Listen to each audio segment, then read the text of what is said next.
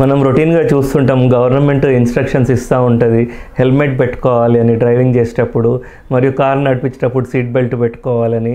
కానీ చాలామంది నెగ్లెక్ట్ చేస్తూ ఉంటారు.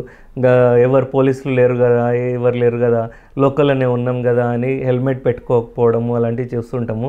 అయితే ప్రతి ఒక్కరూ హెల్మెట్ పెట్టుకోవాలి, మరియు వెనుక కూర్చున్న వాళ్ళు కూడా హెల్మెట్ పెట్టుకోవాలి. కార్లో వెళ్తున్నప్పుడు సీట్ బెల్ట్ పెట్టుకోవడం అలాంటి జాగ్రత్తలు తీసుకోవాలి.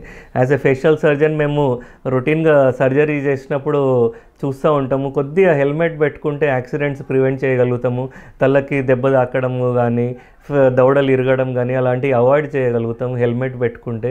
ఎందుకంటే ఇండియాలోనే నిమిషంకి 2 నిమిషాలకి ఇండియా మొత్తంలో ఒకరు చనిపోతున్నారు రోడ్ ట్రాఫిక్ యాక్సిడెంట్స్ వలన.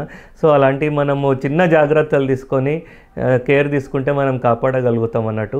మన జీవితం ఎంతో విలువైనది. మన మీద ఎందరో డిపెండ్ అయిన వాళ్ళు ఉంటారు, మన ఫ్యామిలీ మెంబర్స్ కానీ, వెల్ విషర్స్ కానీ. సో అలాంటి మనం ప్రమాదాలు జరగకుండా కాపాడుకోవాలి.